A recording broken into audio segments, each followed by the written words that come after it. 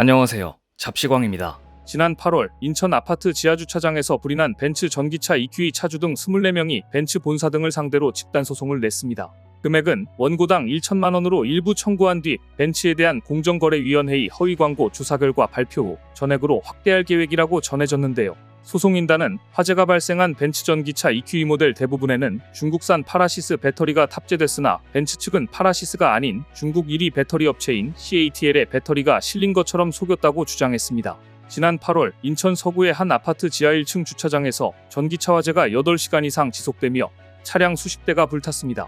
일부 주민들은 병원으로 이송됐고 대규모 정전으로 대피하는 등 큰 혼란이 빚어졌는데요. 그런데 이때 중국 전기차 배터리의 안전성에 대해 CATL의 회장이 솔직한 고백을 해 중국 배터리 업계를 충격에 빠뜨렸습니다. 아무도 인정하지 않던 것을 인정한 것인데요. 오늘은 중국 최대의 배터리 제조업체 CATL 회장의 솔직한 고백은 무엇이었고 한국이 드디어 배터리 열폭주를 억제할 수 있는 실마리를 찾았다는 소식 함께 살펴보겠습니다. 얼마 전 2024 세계 배터리 콘퍼런스 기조연설에서 중국 CATL 회장은 이런 말을 해 중국 배터리 업계를 충격에 몰아넣었습니다. 그 내용은 지난해 중국에서 발생한 전기차, 수소차 등 신에너지 차량의 화재 발생률이 1만 대당 0.96대나 된다는 것이었습니다. 중국 내 전기차가 2,500만 대에 달하다니 이 말이 충격적인 이유는 지난해 약 2,400건의 전기차 화재 사건이 발생했다는 이야기가 되기 때문입니다. 이는 곧 중국 내에서 보도되지 않은 전기차 화재 사건이 엄청나다는 뜻이나 다름없었습니다. 중국 CATL 회장은 또 중국 전기차의 안전 문제도 고백했습니다. 많은 배터리가 고장률을 100만 분의 1 수준이라고 하지만 실제로는 1000분의 1, 즉 0.1%일 정도로 고위험이다라고 지적한 겁니다. 중국 CATL 회장의 발언은 세계 각지에서 전기차 화재가 빈발하면서 특히 중국 배터리의 안전성이 의문시되는 때에 나온 발언이라 더욱더 주목을 받았는데요. 물론 그의 고백 아닌 고백은 자신의 회사인 CATL 배터리만큼은 안전하다는 것을 부각하려는 의도였겠지만 그렇더라도 중국 배터리 업체에 엄청난 충격을 몰고 왔습니다.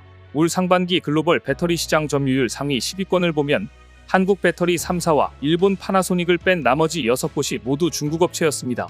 중국을 뺀 세계 시장 점유율에서도 마찬가지입니다. 따라서 CATL 회장의 발언은 자국 배터리를 장착한 중국 전기차에도 걸림돌이 될 소지가 큽니다. 반면 높은 안전성과 품질을 인정받는 K배터리 전기차엔 반사이익이 기대되고 있습니다.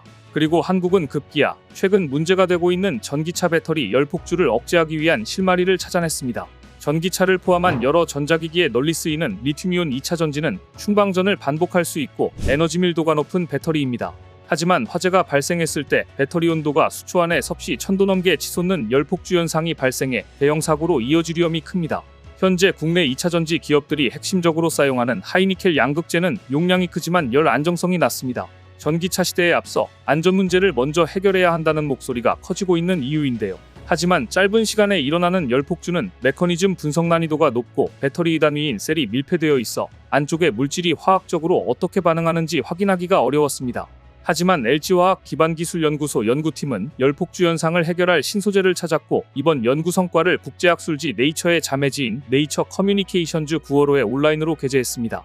연구팀이 개발한 열폭주 억제 신소재는 온도에 따라 전기 저항이 변하는 복합물질입니다.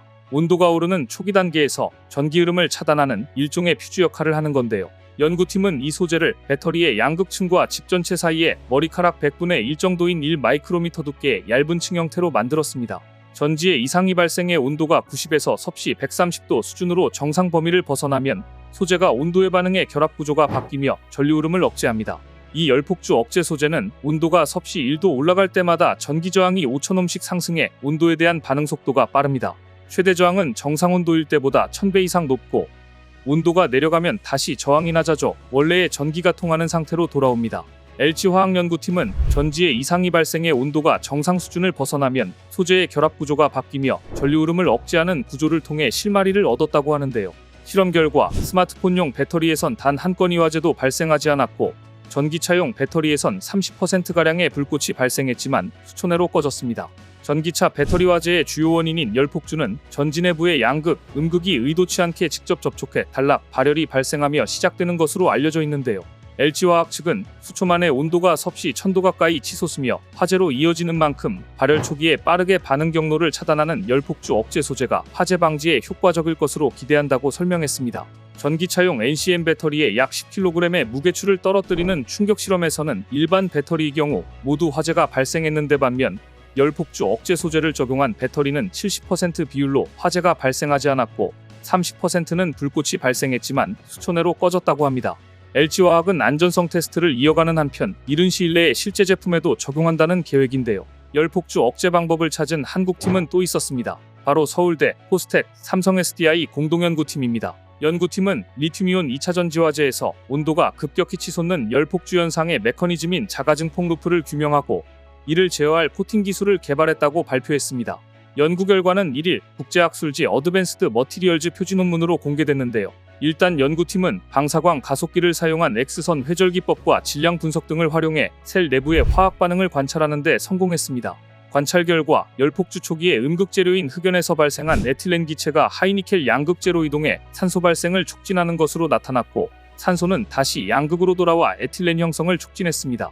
생성물이 반응물을 촉진하는 순환이 발생하는 것인데요. 자가증폭 루프에서 생성된 산소와 이산화탄소는 음극 표면에 석출된 리튬 금속과 빠르게 반응해 리튬 산화물을 만들며 많은 열을 만들었습니다.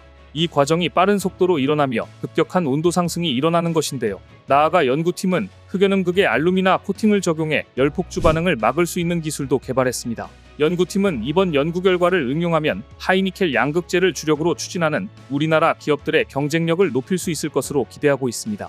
이처럼 지금 한국에서는 열폭주 현상을 제어할 신소재 개발이 활발하게 일어나고 있는 한편 한화, 에어로스페이스와 윤활유 전문기업 SKM-가 세계 최초로 불타지 않는 에너지 저장 장치 개발에 성공해 관련 시장을 놀라게 했습니다. 최근 한화 에어로스페이스와 SKM-는 액침 냉각 ESS 기술 설명회를 열고 리튬이온 배터리 모듈에 냉각 플루이드를 채워 화재를 원천 차단할 수 있는 기술을 개발했다고 발표해 세계를 깜짝 놀라게 했습니다. 해당 기술은 해양수산부사나 선박해양플랜트연구소의 전기추진 선박에 공급해 실증 테스트를 진행 중인데요. 액침 냉각 ESS는 배터리셀 하나가 발화돼도 내부에서 차단되기 때문에 다른 셀에게 영향을 주지 않아 화재 예방이 가능한 것이 특징입니다. 앞으로 친환경 ESS 시장이 연간 10조 원 규모로 성장할 것으로 전망되는 만큼 이 기술이 양산될 시점이면 두 회사는 친환경 해양 솔루션 리더로서 도약할 것으로 전망됩니다. 심지어 한국은 전고체 배터리 대량 양산도 실현을 앞두고 있습니다. 삼성전기는 최근 웨어러블용 200W시 리터급 초소형 전고체 배터리 개발에 성공했는데요. 삼성전기가 개발한 제품은 에너지 밀도가 업계 최고 수준으로 알려졌습니다. 삼성전기는 적층 세라믹 커패시터 사업에서 보유한 다양한 기술 노하우를 활용해 리튬이온 배터리보다 작은 크기로도 같은 수준의 에너지 밀도를 구현한 산화물계 소형 전고체 배터리 개발에 성공했고 관련 특허도 꾸준히 확보하며 사업화에 대비해왔는데요. 삼성전기는 전고체 배터리의 높은 안정성을 위해 고객사와 테스트 중이며 양산은 오는 2026년 상반기 중으로 예상되고 있습니다. 한편 한화는 전고체 배터리 핵심 공정 설비 개발에 나서고 있습니다. 하나모멘텀은 롤프레스 방식 전고체 배터리 고압 장비를 개발 중인데요. 롤프레스는 롤과 롤 사이에 극판을 넣고 일정한 두께로 아변, 전극을 고밀도로 압축하는 공정에서 활용되는 장비입니다. 하나모멘텀의 롤프레스 장비 개발은 전고체 배터리 설비 시장을 선점하기 위한 차원으로 풀이됩니다. 전고체 배터리는 아직 상용화되지 않은 차세대 전지로 장비 공급망도 아직 형성되지 않았기 때문에 장비사는 전고체 배터리를 개발 중인 2차전지 제조사의 공급망에 선제 주도권을 확보하는 게 중요하다고 본 겁니다. 한화의 롤프레스 방식 고압 장비는 2027년 이후 상용화가 예상되는 전고체 배터리 제조 설비로 개발 성공 시 전고체 배터리를 대량 양산할 수 있는 기반이 갖춰질 것으로 예상됩니다. 한편 하나모멘텀 주요 고객사인 삼성 SDI는 2027년 양산을 목표로 황화물계 전고체 배터리를 개발하고 있고 SK온과 LG에너지솔루션은 각각 2029년과 2030년을 전고체 배터리 상용화 목표 시점으로 제시했는데요. 일본이나 중국보다 우리가 먼저 전고체 배터리 양산에 성공하는 날이 하루속히 왔으면 좋겠습니다. 오늘 준비한 소식은 여기까지입니다. 댓글을 통한 여러분들의 많은 의견 기다리겠습니다. 시청해주셔서 감사합니다.